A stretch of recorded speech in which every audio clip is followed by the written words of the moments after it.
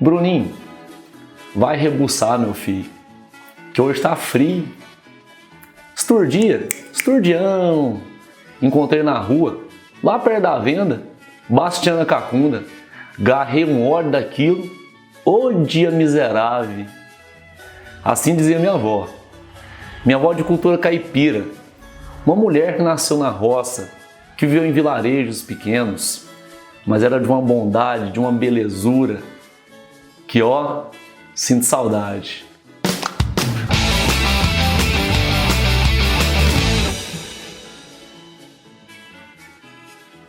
A minha avó chamava meu avô de Jeca. Vá trabalhar, Jeca. Vá trabalhar, vagabundo. Eu achava uma graça daquilo. Bom, quem que é o Jeca? Quem que é o homem caipira? É aquele homem do interior, do sertão, portanto, um homem sertanejo. O homem que tem as suas raízes, sua cultura no ambiente do sertão. É o homem que aqui em Goiás, no interior, aquilo que era muito distante do litoral, ficou esquecido no período pós-riqueza aurífera.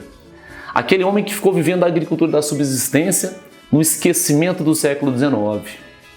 Aquele homem que não teve traquejo social, que falava errado, que era ridicularizado. O homem improdutivo. Me lembro muito bem do Jeca Tatu. Alguns se conhecem desse filme? O Jeca, um personagem de Monteiro Lobato, que era tratado como um homem menor, sem grandes valorizações. O homem que acordava ao meio-dia, mal levantava da cama, abria a janela com um pé, com o dedão no pé, tamanha era a preguiça. Mas Jeca não era improdutivo, ele estava improdutivo. Jeca não era preguiçoso, ele estava preguiçoso. Bastava tomar um vermífugo naquela campanha e ele se tornaria um homem produtivo. Assim como o homem que ele via pela janela. Quem ele via pela janela? Um homem produtivo, trabalhador, um trator, um homem cheio de posses. Giovanni Italiano, que tratava a terra roxa. Terra roxa? Nunca foi roxa na vida. Aquela terra roxa era de cor vermelha. O famoso nitossolo vermelho escuro. Mas dizia o italiano, nostra terra rossa. E a terra rossa era a terra vermelha. Havia uma separação, havia uma diferença muito grande entre um homem improdutivo e um homem produtivo. O homem caipira, que foi tomado na figura de um homem que não produzia, que estragava a terra. O homem caipira, o homem da cultura do sertão. Mas o homem do sertão, de onde veio a palavra sertão? Existem duas versões para explicar a origem dessa palavra. A primeira versão é que quando os homens se distanciavam do litoral chuvoso, com altos índices pluviométricos, e entravam no interior, encontravam um ambiente muito seco, muito pouco chuvoso. Então o ambiente deserto virava um ambiente desertão. E de desertão, dessertão. Bom, resumindo, no final ficou sertão. Um ambiente seco, um ambiente distante do litoral. A segunda versão, ela viria da palavra latina sertanus, que significaria área desabitada, longínqua. Também existe sertum, que significaria uma área arbórea. Seria, por exemplo, o sertão de Goiás, ou de parte de Minas que se encontra o cerrado, uma área arbórea, mas com variações fitofisionômicas, desde campos limpos até áreas mais arborizadas. Logo, o homem caipira, o homem que habitava o sertão, o sertanejo, caipira, de um termo que vem do tupi, que seria o homem da roça. Também utilizamos o termo do homem sertanejo, caipira, como o homem capial, aquele que corta mato, ou mesmo matuto ou caboclo, depende da região. Bruno, mas essa cultura caipira, de onde ela vem? Aquele homem enclausurado no sertão, no interior, abandonado, distante do litoral, ele se pauta muito culturalmente num catolicismo popular ou profano. Era muito associado, por exemplo, ao calendário agrícola. Daí algumas festividades coincidindo com o calendário agrícola. Uma festa bem típica, que você deve conhecer, são as Folias de Reis. Acompanha, por favor, aí.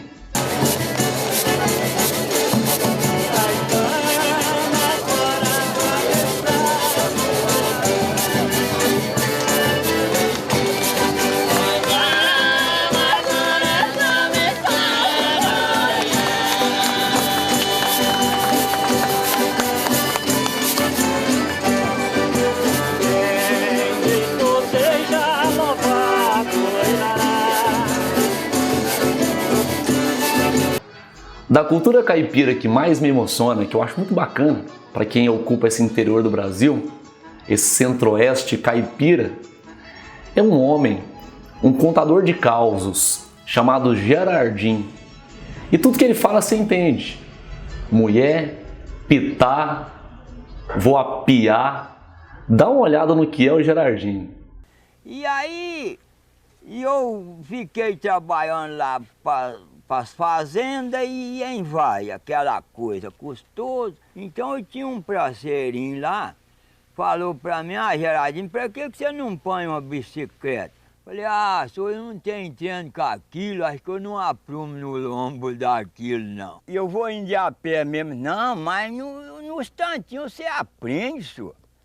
Aí eu, mas você sabe que é mesmo, todo mundo anda, né? Aí ele falou: ó, eu sei de um menino que é uma bicicletinha velha, ele vende a baratinho.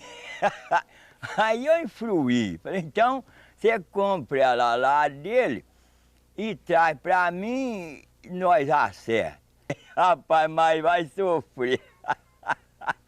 Eu levei ela lá pro campo de avião, quando eu punha o pé no estico que eu levava a perna, passava pra lá. Eu grudava no chifre dela, tornava a montar, ela negava o pescoço e eu ia pra outra banda. Eu tornava firmar mesmo, tarracava, e quando eu levava a bunda no arreinho, ela negava por outra banda.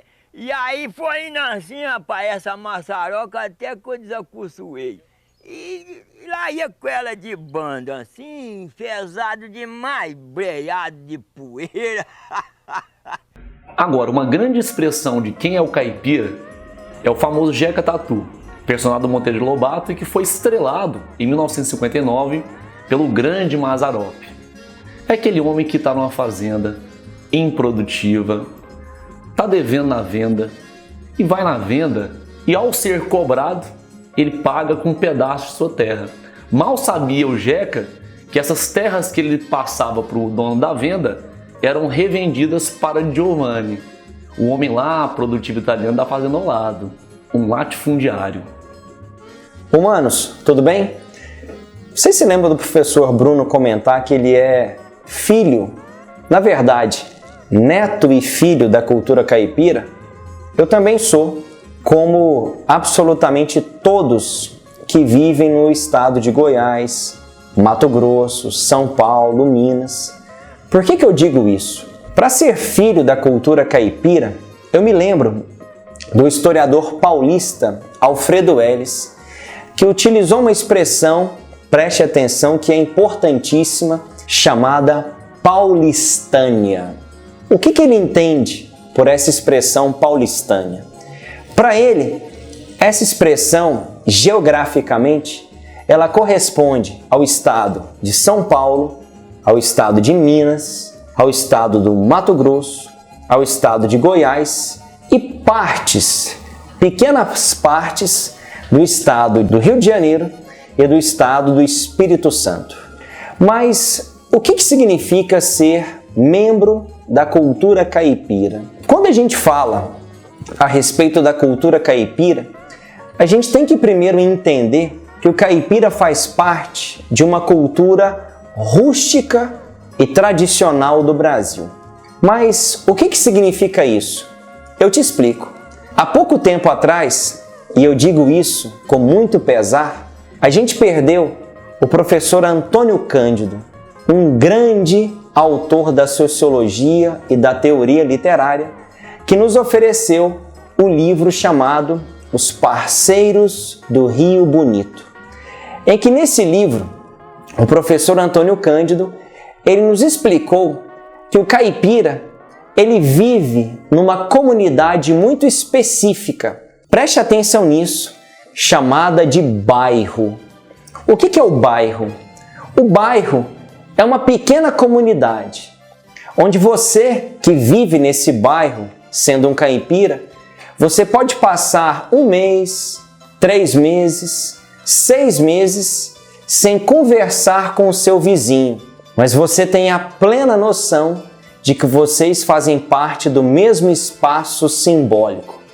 Tanto é que chega numa época do ano em que o caipira precisa fazer uma festa, em que ele precisa colher o milho, em que ele precisa trabalhar num pasto, ele vai convocar todos aqueles que fazem parte de um bairro. Só que a gente precisa entender que quando nós falamos no caipira no Brasil, existe uma visão que é extremamente preconceituosa. E como nós estamos agora no mês de junho, a gente tem que lembrar que as festas caipiras, chamadas de festas juninas, na verdade, elas têm pouca coisa de caipiras. Basta a gente lembrar que os caipiras não se fazem presentes. Nós apenas representamos os caipiras, mas nós não permitimos, infelizmente, que eles façam parte destas festividades. Mas para a gente entender um pouco a questão do caipira na história do Brasil, eu preciso, e aí pensando numa prova como a da FUVEST, da Unicamp, da UFO e do Enem, voltar na década de 1910. E por que eu volto lá ao tempo da Primeira República? Porque nessa década a gente tem que lembrar que o Brasil se envolveu em duas campanhas que são convergentes. Quais são elas? A campanha nacionalista e a campanha, ao mesmo tempo, higienista. Mas, Gabriel, o que significa essa campanha higienista? Acreditava-se, na década de 10, que o Brasil precisava levar adiante uma política que fosse voltada para a medicina e para as questões sanitárias. O que significa isso?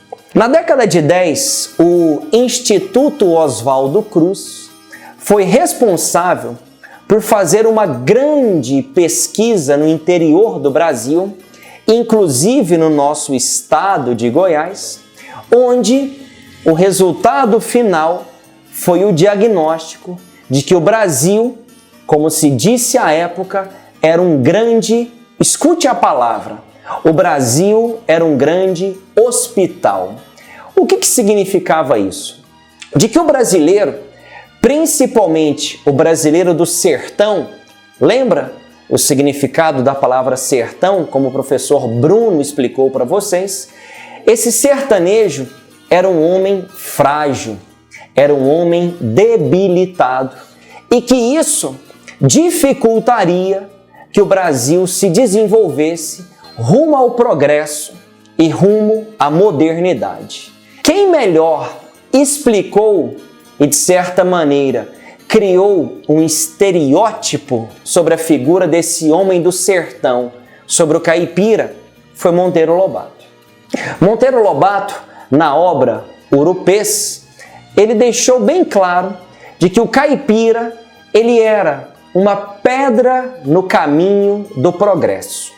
E se o Brasil necessitava desenvolver-se, que o caipira deveria ser, infelizmente, retirado da frente do progresso para que nós nos tornássemos uma nação desenvolvida. Só que justiça seja feita. Há muito tempo depois, um pesquisador da teoria literária disse que o Monteiro Lobato, nesse rompante de preconceito em relação ao caipira, disse que, na verdade, tudo isso nada mais era do que a frustração de um fazendeiro fracassado, que colocou sobre o ombro do caipira todo o elemento que permitiu o seu fracasso dentro das atividades agrárias. Mas aqui, justiça seja feita. O próprio Monteiro Lobato, pouco tempo depois, ele revisou a sua leitura preconceituosa e revisou baseada nas pesquisas médicas conduzidas no Brasil na década de 10 e na primeira década do século XX, onde ganha-se destaque a figura do pesquisador Carlos Chagas. E qual foi a ideia que o Monteiro Lobato vai chegar ao final? De que o caipira, ele não era preguiçoso, de que o caipira não era doente, ele estava doente. Com esse posicionamento, o autor Monteiro Lobato fez uma ressignificação da sua fala original. Mas eu gostaria muito de chamar a atenção para vocês do seguinte fato. Quando nós falamos do sertão, o sertão não está localizado apenas no Nordeste. Não é só o sertão do Agreste, o sertão da Seca. O sertão está em Goiás, o sertão está em São Paulo, o sertão está em Minas. O sertão, ele faz parte, como nós dizíamos anteriormente, da Paulistânia. E nesse momento, eu me lembro de Guimarães Rosa dizendo que o sertão é o mundo. E nesse sentido, vale a gente lembrar que o caipira é um personagem fundamental para que nós possamos compreender a formação do Brasil. Lembrando que esse caipira, como disse, infelizmente o falecido Antônio Cândido, ele é um bandeirante atrofiado. O caipira é filho das bandeiras, é filho das entradas, mas que desenvolveu uma postura de vida seminômade. Mas a gente não pode terminar essa aula sem deixar de dizer o seguinte: o caipira não é que ele fala errado. O caipira, como disse o mesmo Antônio Cândido, ele utiliza um R, que é o R reflexivo, como por exemplo, da porta. Não há nenhum goiano, não há nenhum mineiro, convenhamos, que não fale desse jeito, desde que seja por um descuido. E eu tenho certeza que por mais que você, aluno, tente se policiar, esse R se manifesta. Até porque ele é componente fundamental da nossa identidade. E não se esqueça, não é que você fale errado. Lembremos que essa postura do R retroflexo nada mais é do que o português que se falava no século XVI e no século XVII. E não há nada mais culto do que essa fala do nosso caipira.